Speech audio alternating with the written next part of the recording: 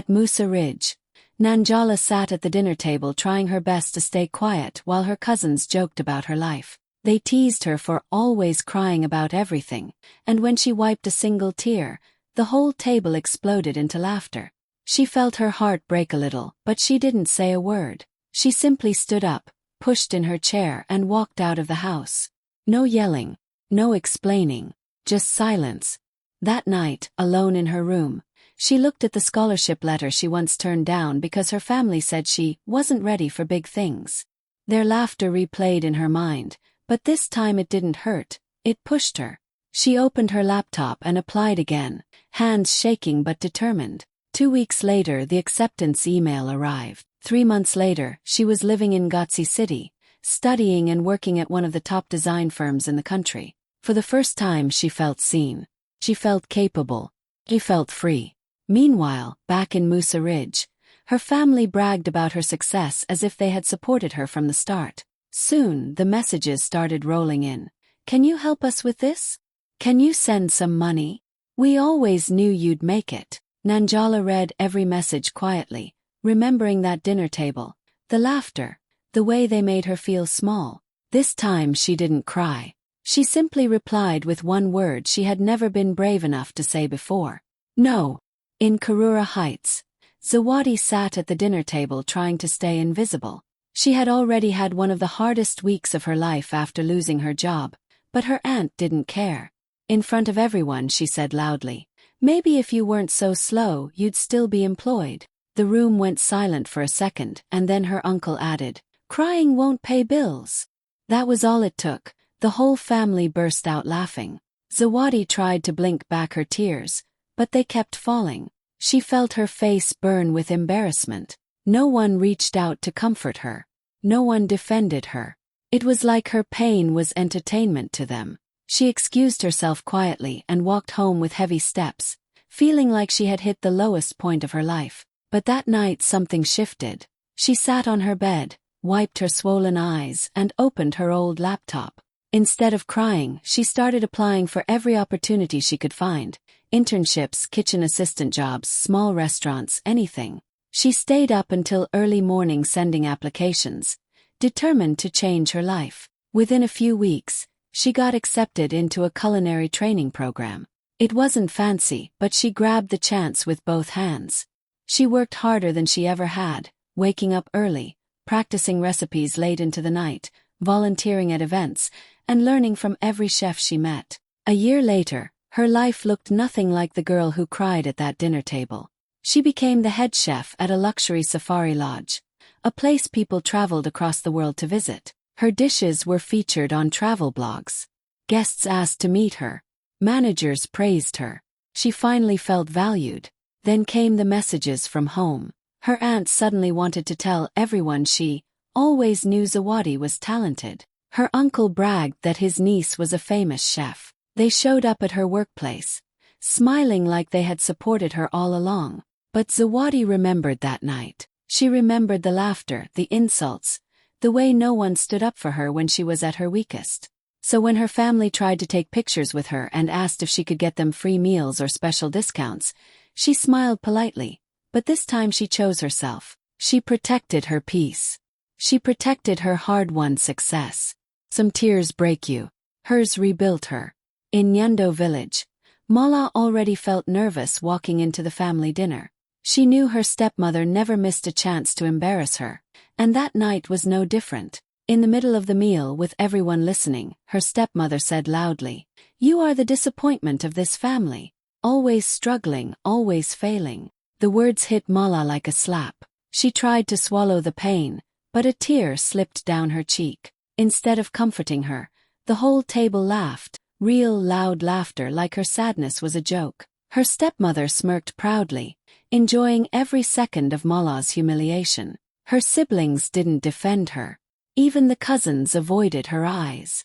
She felt small, unwanted, and completely alone. That night, Mala packed her things quietly. She didn't argue. She didn't cry again. At sunrise, she left Nyendo village behind and took the first bus to the capital. She didn't have much money, but she had her sewing machine and a notebook full of designs she had always been too scared to show anyone. In her tiny rented room, she started an online boutique. At first, she posted her dresses on social media, hoping maybe 1 or 2 people would notice. Days passed with no likes, no comments, no orders. But Mala didn't give up. She improved her photos, changed her designs, reached out to influencers, and stayed awake night after night sewing and praying. Then one morning everything changed. A popular fashion blogger shared one of her dresses. Within hours, Mala's page exploded.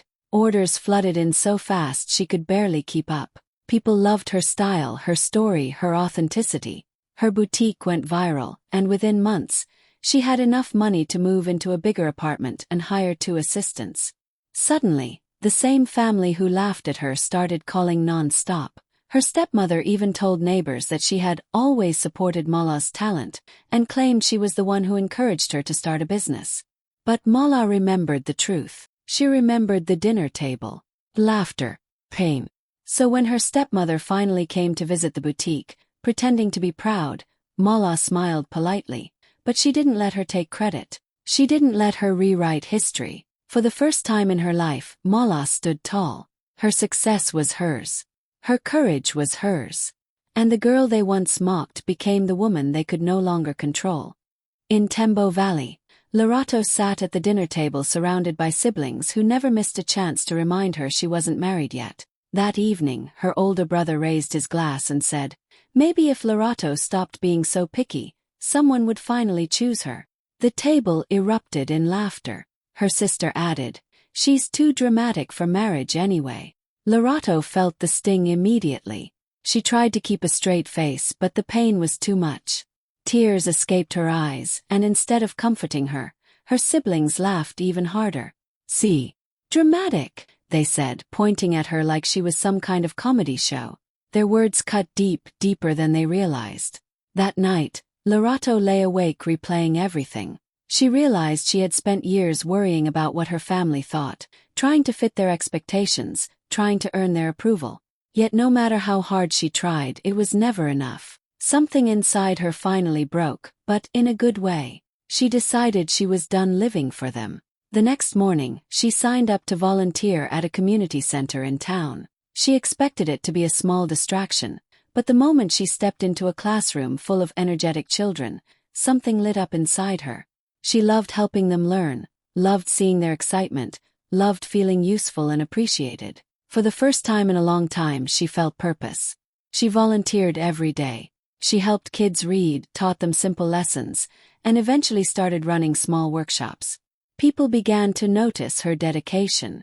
A visiting education coordinator saw her potential and encouraged her to apply for an international teaching scholarship. Lorato hesitated at first. The old doubts whispered in her ear, but she pushed through and applied anyway. Months later, she got the acceptance email. She stared at the screen with tears in her eyes. This time happy ones.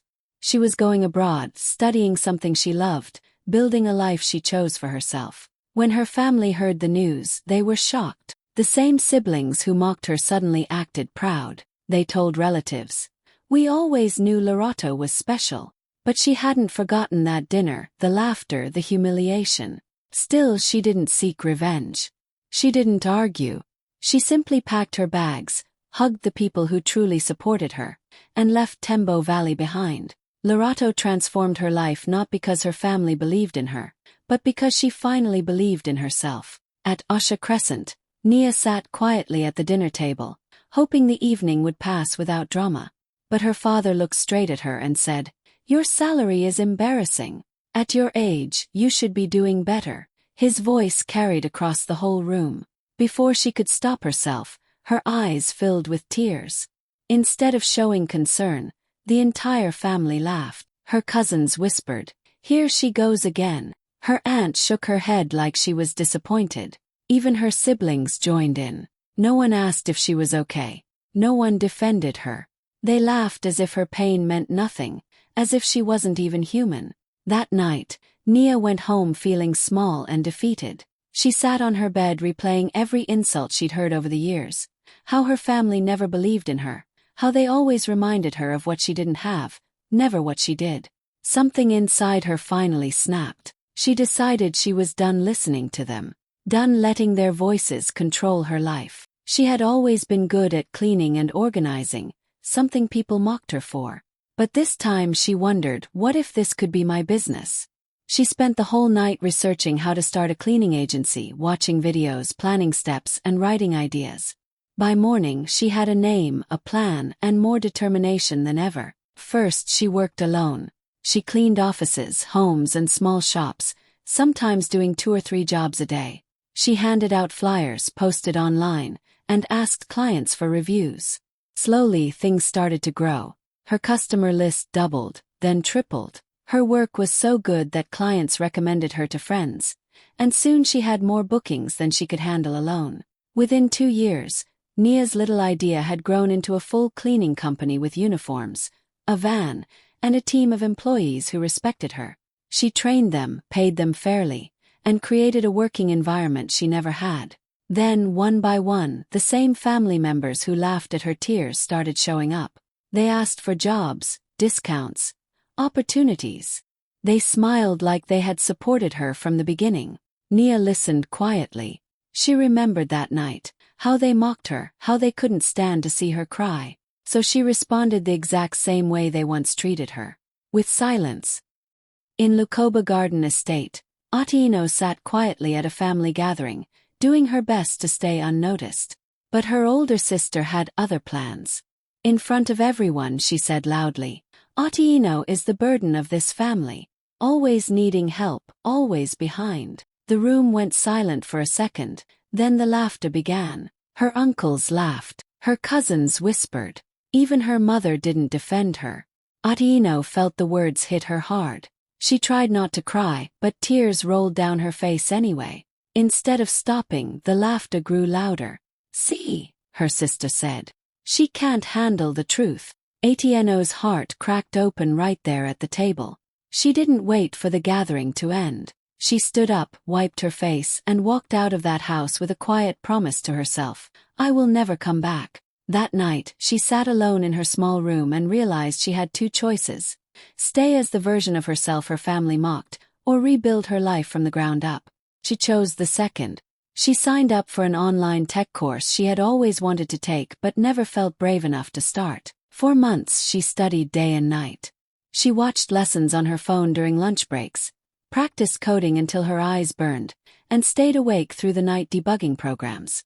She worked harder than she ever had, fueled by every insult she had swallowed over the years. One morning she opened her email and froze.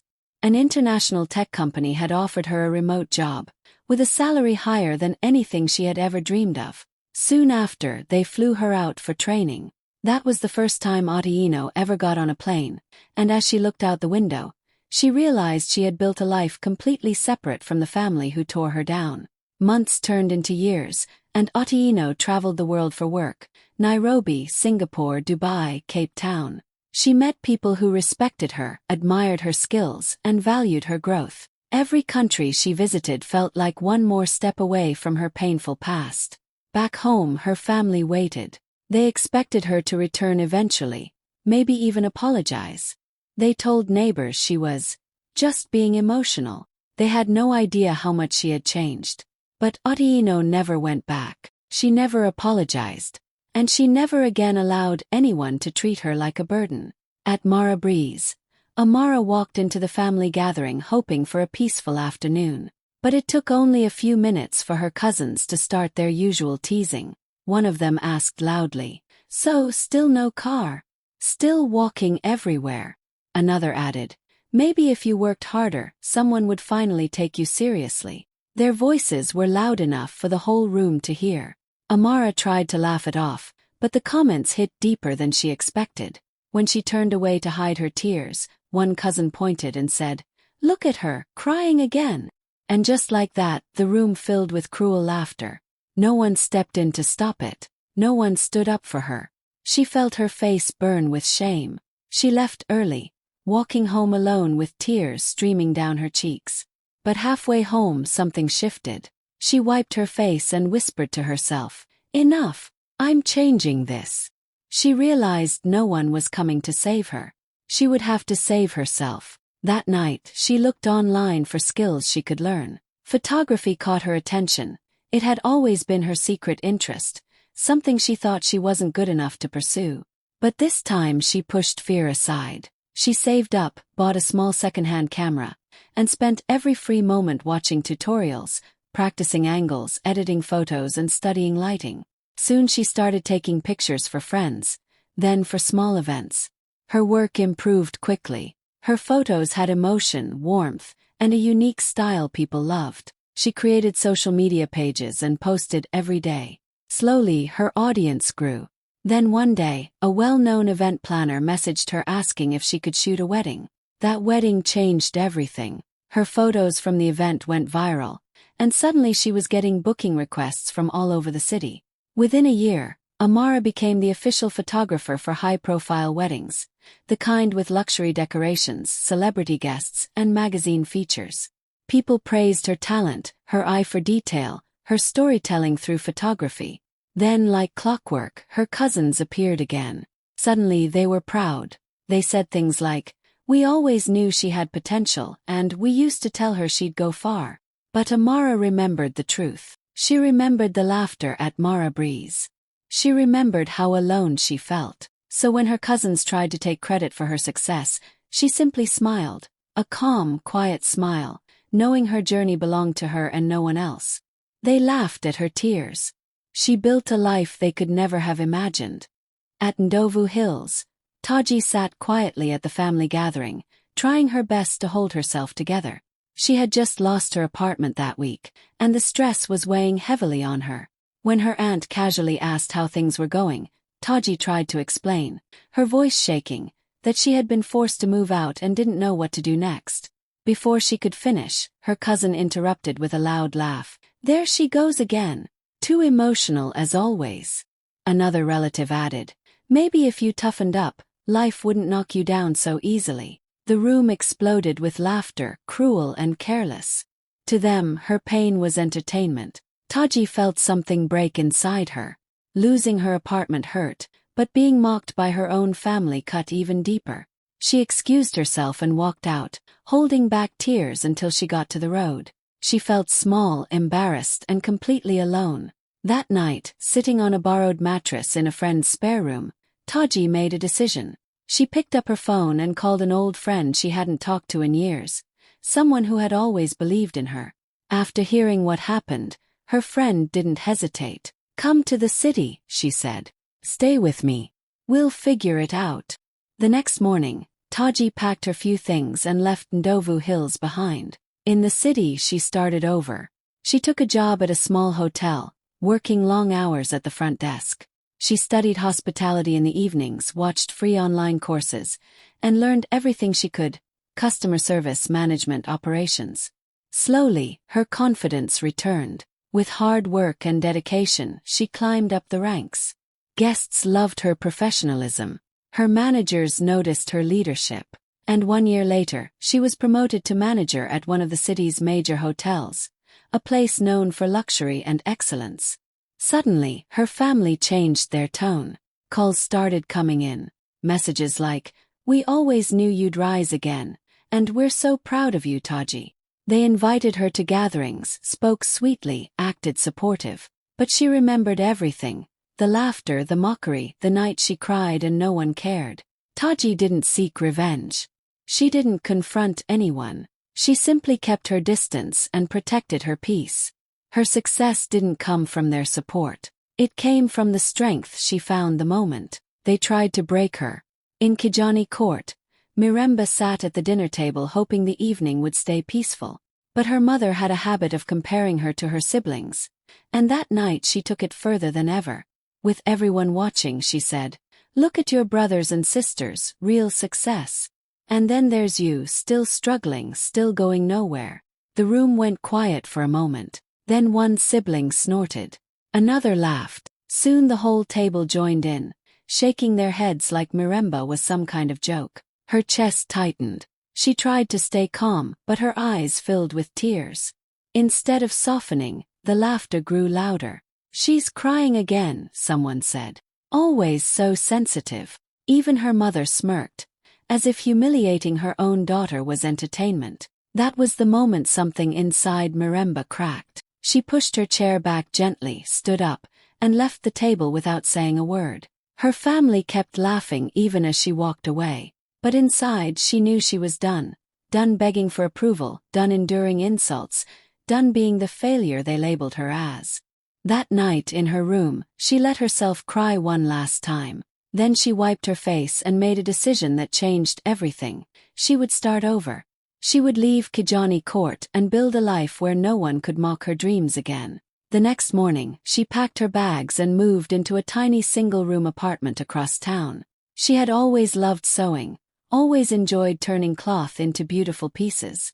So she bought a small sewing machine, gathered leftover fabric, and opened a page online to showcase her designs. First, no one noticed. She made dresses late into the night, took photos, posted, waited, and tried again. Slowly, orders started coming in. One dress, then 2, then 10. Her designs were unique, colorful, full of character. People loved her work. Clients recommended her to their friends. Then boutiques started reaching out. Within a year, Mirembe's tailoring business became the most talked-about boutique in the region. Her name appeared in magazines, and her clothes were worn at weddings, parties, and even red carpet events. Then came the unexpected calls. Her mother, her siblings, her aunts. They said things like, "Make me something beautiful," and "We're so proud of you." They asked for free dresses, free suits, free favors. Mirembe didn't shout or argue. She didn't remind them of the pain they caused. She simply smiled and said, "You laughed, I learned," and she meant every word. At Golden Rock Estate, Sifa sat at the dinner table hoping her family would just leave her alone for once. But her older brother looked right at her and said loudly, "You're the weak one in this family. Always crying. Always struggling." His voice echoed across the room, and the moment he finished, the whole table burst into laughter. Her aunts shook their heads, her cousins whispered, and even her own parents smiled like it was harmless fun. But to Sifa, it felt like the ground had opened beneath her. She tried to swallow the pain, but tears slipped down her cheeks anyway, and the laughter only got louder. No one cared how much it hurt. She didn't defend herself. She didn't argue. She quietly stood up, walked away from the table, and went to her room. But instead of breaking down completely, she sat on her bed thinking about her future. For years she had let people walk over her. For years she had accepted being the weak one. That night something changed.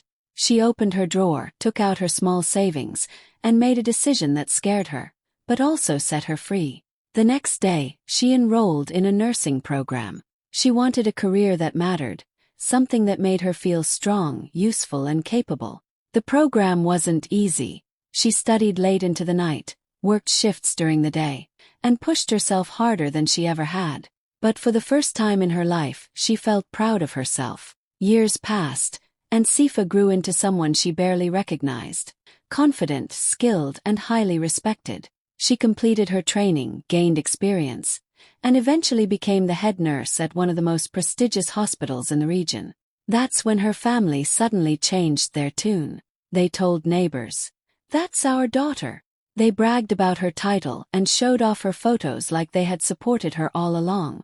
Sifa listened quietly, but inside she knew the truth. The same people who laughed at her tears were now celebrating her success. And she finally understood. Those humiliating tears weren't her weakness. They were the beginning of her new life.